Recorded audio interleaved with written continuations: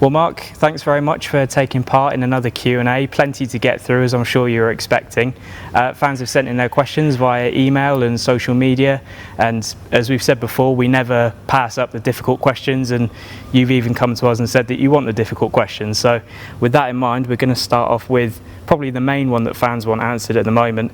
Just talk us through your reasons for standing by the manager. I think it doesn't just apply to the manager, it applies to the club in general in regards in our staff and the way we want to treat people at this football club and what we want to become known for. But if you go back, so I'll give you the rationale of why we've taken that strategic decision, and that's a word you're going to hear a lot of, strategy, because things come and go in football, in regards to results, short-termism and the like, but generally we have got a long-term strategy. That's how we like to think. It was actually the same under fan ownership as it is now under Michael Eisner's and Tornante's ownership. So if you go all the way back now 8 years to the point where the club almost went out of existence, we made a vow at that point, the PST, all the various supporter groups, fans generally, that we would never ever allow ourselves to get into that situation again. Our whole model was going to be different as a football club. We were going to build it on strong financial base and run the club operationally in regards of the P&L in a self-sustaining manner. Every year we were looking to improve. It wouldn't be the great giant steps by an owner coming in and just suddenly putting tens of millions on the pitch to get the best players and getting the club as a result back into any sort of financial difficulties. So we have followed that ethos, that strategy now for the last 7 years since we came out of administration. And as I say, I can only look at the facts in front of me of when we came out of administration. We had a budget akin to a bottom half of League Two. That's all it was. Year on year, every year that I have been here, factually, our player budget has increased to a point now where we have consistently, it continues to improve, but this last season we had a top 6 League One budget, all done self-sustainably, and by the time we arrive in the Championship we will have a budget accordingly to compete at that level, all based on the self-sustaining model, So now, what gets you to that point over and above gate receipts and commercial sales? Over the last 2 to 3 seasons we've had fantastic cup runs, brought in a lot of money to the club. We've had some amazing player sales, again brought in many millions into the club, and on a match day, logically we've had record-breaking sales figures in regards of season tickets, where last season was the first time since we came out of administration we had to put a cap on it at 14,500 and could have sold more. So if you look at the long term, well, I would argue 7 years mid-term period, the club on all the key barometers that you would judge a football club, including league position, has continued to rise, all self-sustainably. That is our model, that is the strategy, that was the plan under fan ownership, it's the plan under Tornante ownership, and yeah, we're going to have storms along the way, but we will not be blown off course. We'll stick to our principles, we'll stick to our beliefs, and ultimately we will get to the Championship or the Premier League in the future when we are ready to do so. If we don't do it one particular year or 2 years or 3 years, as long as the club continues to move in the right direction, both on and off the pitch, because they are linked. Success off the pitch is often equatable to the success that you have on it. So we will stick to that strategy. We won't be blown off course, and and unfortunately I've said this for 7 years now, even when we was in League Two and there was massive outcries to get Paul Cook out of the club, absolutely horrendous. On a match day was terrible here at times under Paul Cook. We have to remember that. We stuck to our principles.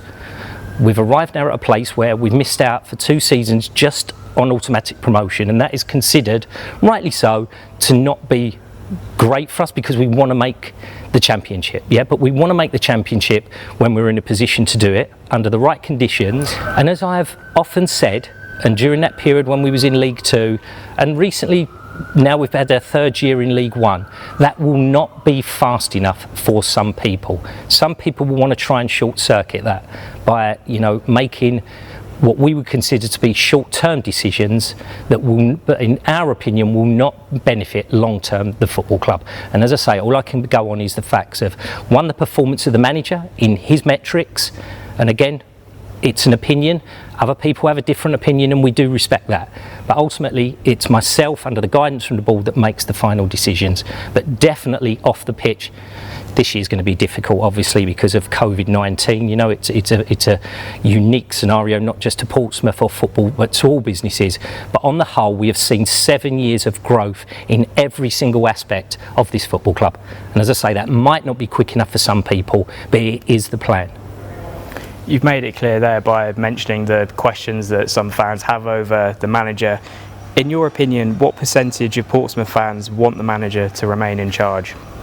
Honestly, it's difficult to gauge, and it's not really something that I'm intent on engaging, because, as I said to you, it's great to listen to various opinions from a broad spectrum of Pompey fans, but ultimately, as any business, it's not a popularity contest. At times we are going to make unpopular decisions, but we have to continue to do what we believe is right for the football club.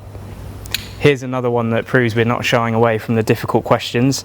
As a business, are you seeing discontent, or would you say the customers are happy? Now, important to point out here, this fans use the word customers. You've never referred to supporters as customers, and multiple times we've looked back over the Q&As. You've never done it, but it's still out there clearly. Yeah, well, there's a, what's the saying? Never let the truth get in the way of a good story. So I think that's the case, and as I've seen multiple times, well, more than more, just you see it daily now, unfortunately, with social media, that lies quickly become the truth, even though there's no substance at all to it. You know, it's just based, you know, just based on someone's perception of something, and it quickly becomes a fact. But anyway, that's down to individuals.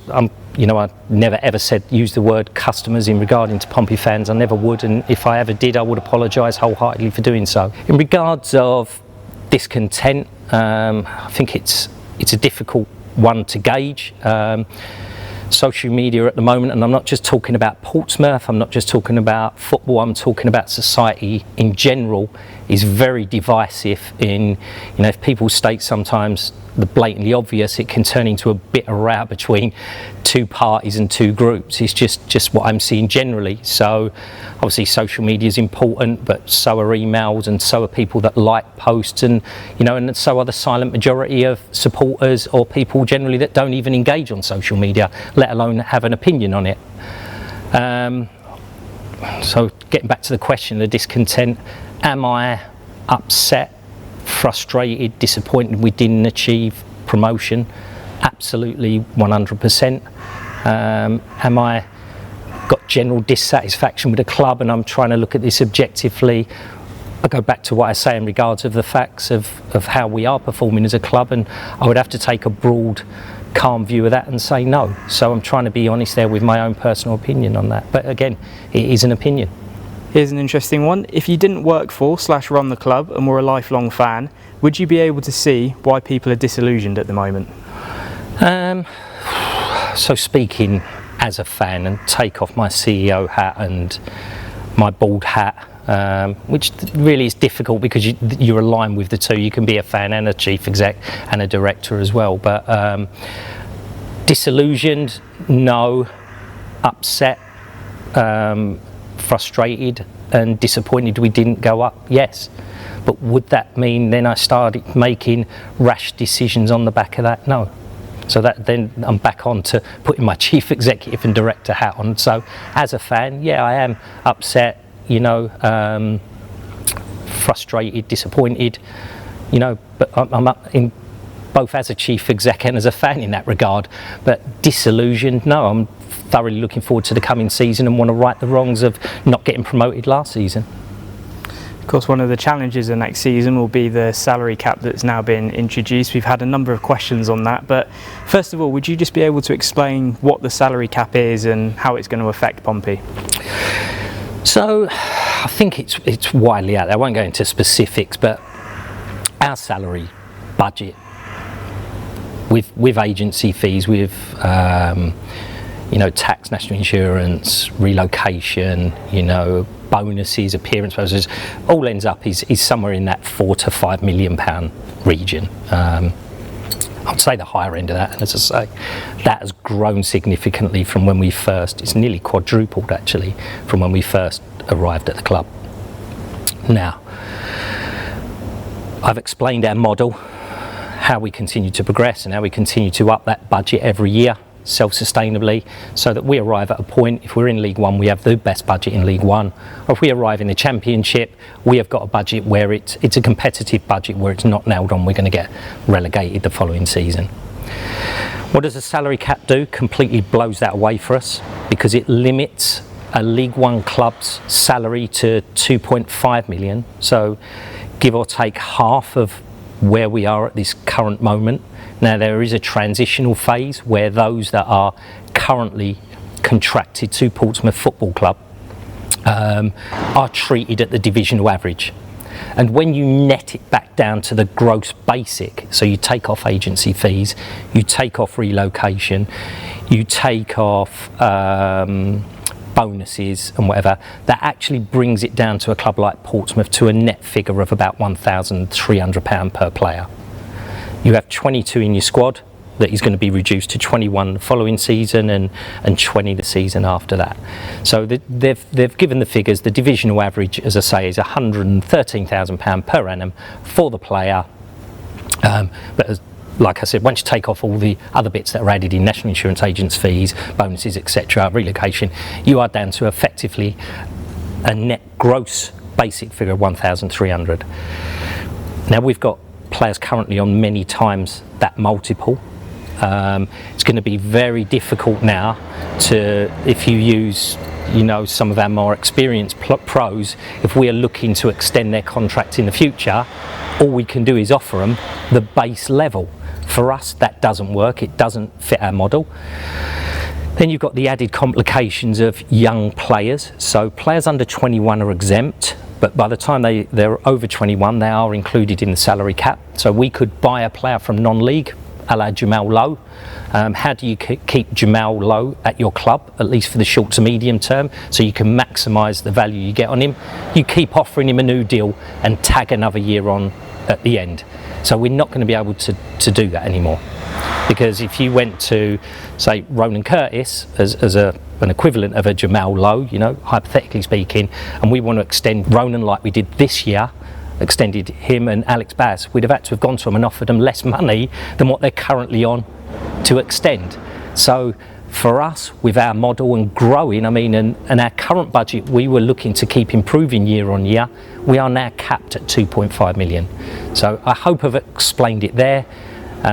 If not, maybe it's something we should do an article on for the main website, just to explain the actual practicalities of the salary cap. And one of the big things that I raised, and I've raised all of these issues, you know, at the highest levels at the EFL, got into very heated discussions, let's say, with my counterparts and owners of other football clubs at this level. But let's be honest, it suits the smaller clubs, and there are a majority of smaller clubs in this division, and they saw it as a way, in my opinion, not to address self-sustainability, because them owners up to 2.5 million can continue to put money in completely unchecked, and they can still, by the way, go and buy under 21 players, because they've taken away the financial fair play rules in favour of the salary cap. So you all of a sudden, you've got someone of a smaller club, maybe with 2,500 attendance. One, can match us with what we can pay for our senior pros,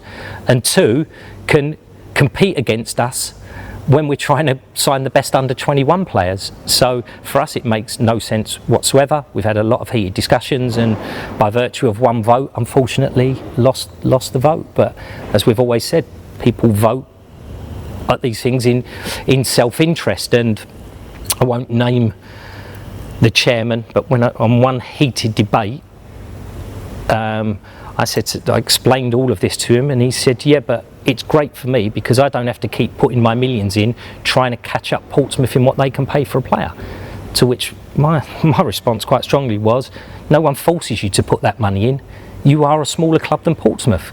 You know, you shouldn't be putting that money in my opinion. There is a natural order to things, and it's the owners that are pumping millions in to get to Portsmouth and Sunderland's and Ipswich's level that can afford it, they are the ones that are distorting the market, not the clubs that can logically afford to do so under their self-sustaining model. So we do feel very upset about it. It has, when you talk about the bigger picture for us, this has shot a gigantic cannonball into the side of good ship Pompey. You know, as I said, we had the discussions earlier about the manager, but really this is the big issue. This is the issue that affects the future of our football club and our model. Now, there are, the PFA are at this moment in time, I've got an agreement with the EFL to go to arbitration on it. There's a regulatory body called the PFNCC that includes the FA, the PFA, the Premier League and the EFL. Now, any fundamental changes to player contracts has to be, the advice I've been given, has to be discussed by the PFNCC and agreed. My understanding from what the PFA are saying is those discussions never took place, there was no agreement, and they have requested to go to arbitration, which the EFL have agreed to.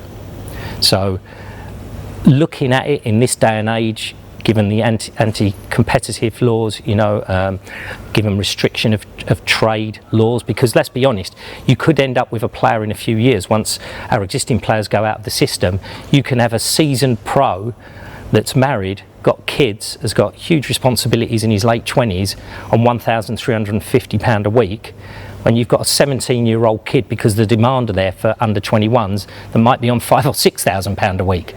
I just don't get how that is going to work, and that's not fair. If a club can afford to pay that season pro £4,000 or £5,000 a week, then in our opinion you should be allowed to, and it would be anti-competitive to us to not allow us to do so.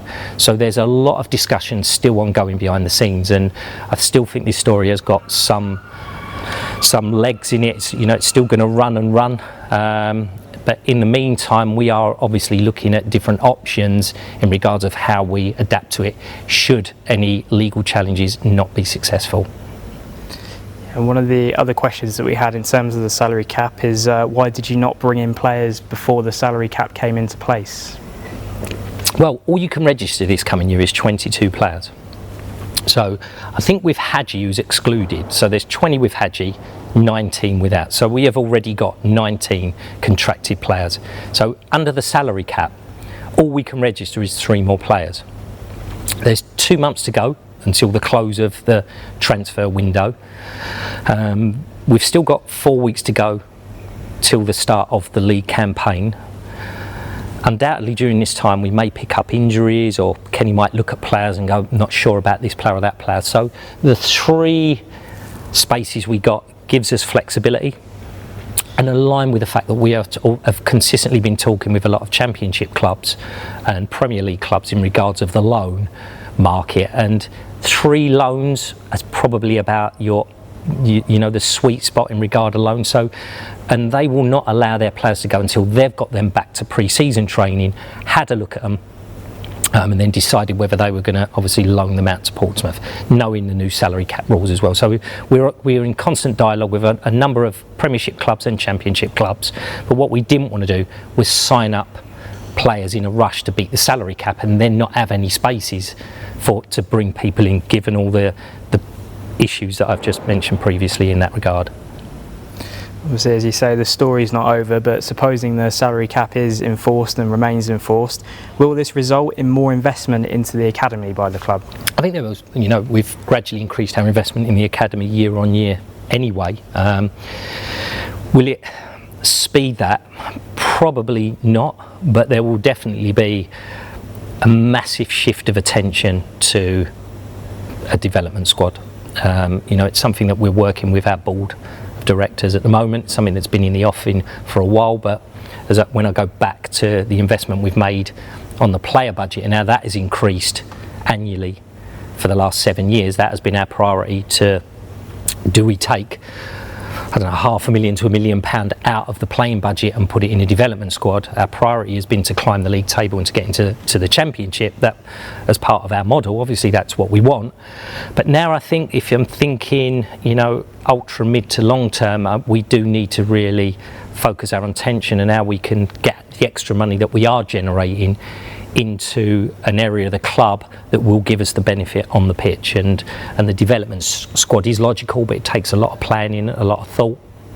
And there are some other ideas we're looking at as well where we can get that extra investment onto the pitch.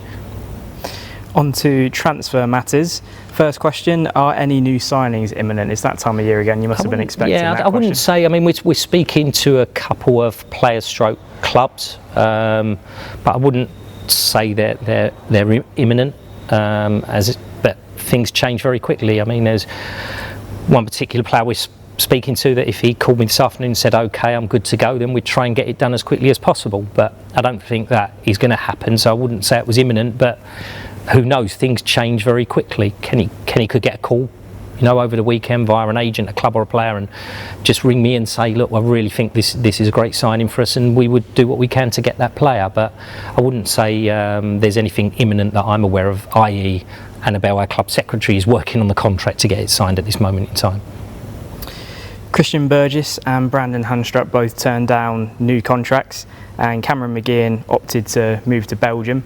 A few fans have asked questions about that, so I suppose banding those together, the question would be, are you still happy with Pompey's transfer policy?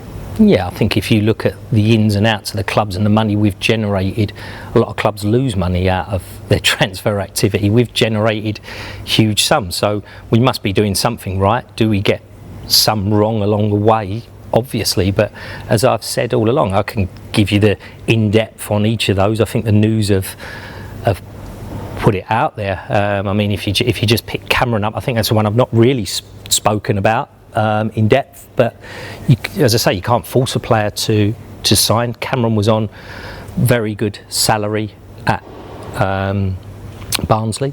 We remained in touch with Barnsley and Cameron about either coming back permanently on loan. As he's right, he wanted to, for this coming season, he wanted to explore his options, and then got this amazing deal from a Belgian club that, I'm not speaking out of turn, but trumped the deal he was on, the already great deal he was on at Barnsley. So we've always been prudent in our activity in regards to the salaries, and I've always said you can't have someone so out of kilter in the changing room in regards to salary that it just sets off a chain of events with the other players that they're not happy, and all of a sudden your average of say £3,000 a week, £3,500 a week becomes £6,000 a week, and you've still got the same players.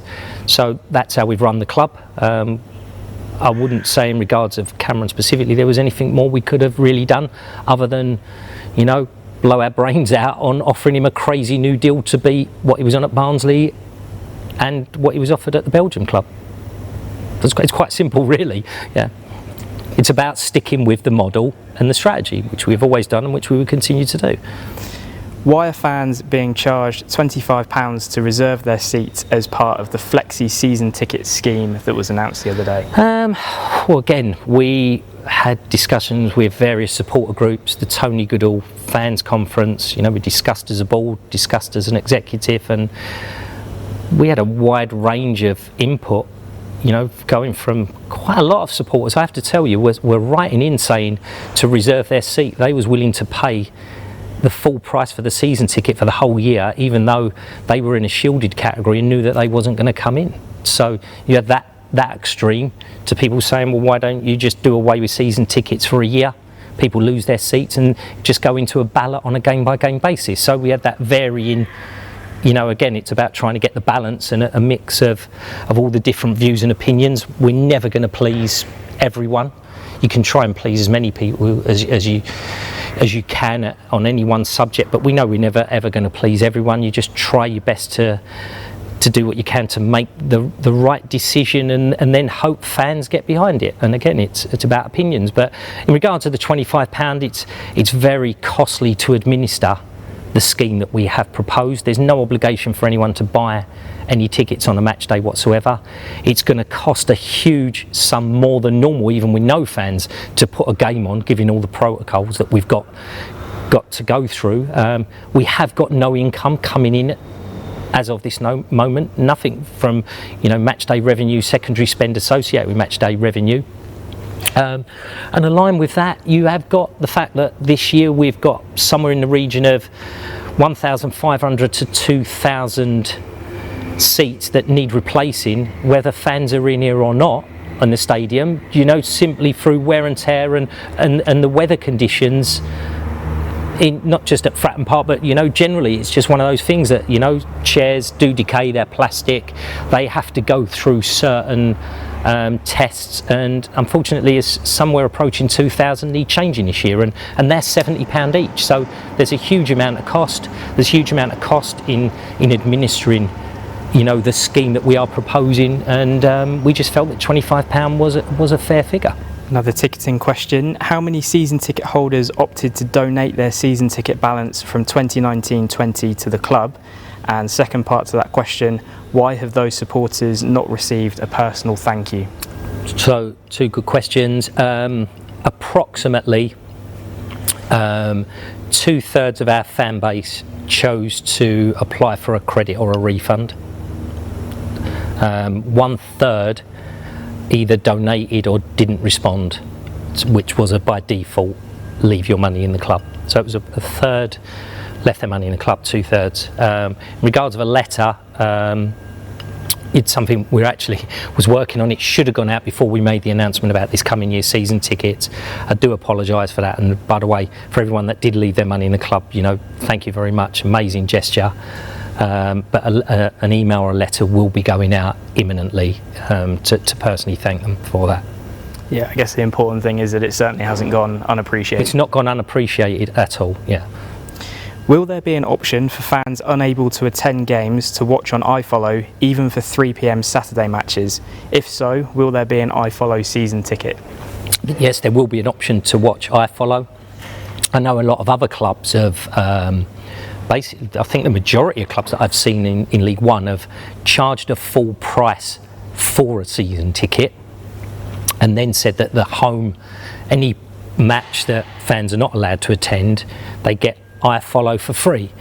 And I'm not knocking those clubs that have gone down that route. We just felt that was unfair to ask people to pay £300 up front, not knowing if or when or for how long fans are, and what quantity fans are going to be allowed back into stadiums, and then gave them iFollow, because if you break it down, you're then paying a lot for iFollow.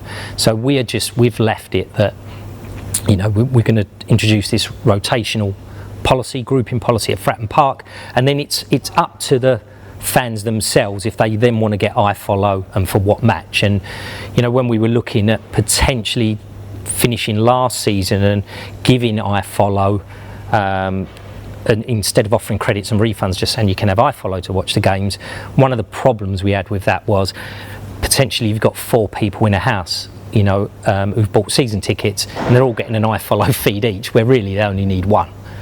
So that is fraught with difficulties. So yes, fans will be allowed to buy iFollow on a game-by-game basis. Yes, I believe current thinking at the EFL is the Article 48 is going to be put aside for the foreseeable future to allow fans to watch it via a streaming or on TV mechanism.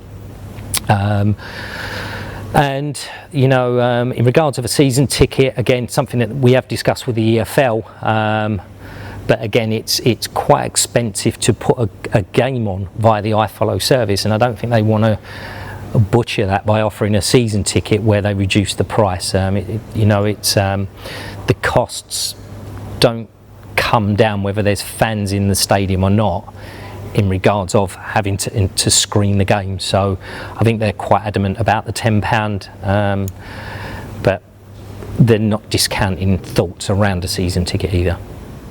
Final question related to ticketing. What's the latest on the EFL Trophy final?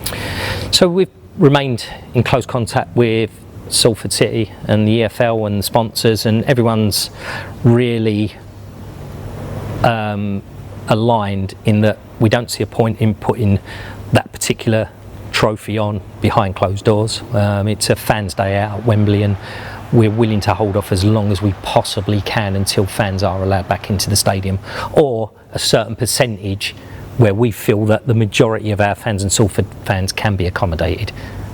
So it's really, I know you could say it's been kicked into the long grass, but it's been kicked into the long grass because of the uncertainty of not knowing when fans are going to be allowed back in and at what percentage. So we're just waiting and waiting for the moment that is allowed, and then we can make a decision at that point. Quite a lot of fans have asked for an update on redevelopment at Fratton Park. That of course includes the works currently going on in the North Stand, plans for the Milton End and the TV gantry for the South Stand. What can you tell us about those? So the North Stand works are coming to an end now. The general maintenance upkeep of the stadium has carried on unabated. Regardless of the major projects, I believe that the Milton End planning application is due to be heard in the next week or two, so I'll be able to update on that, hopefully by the next Q&A.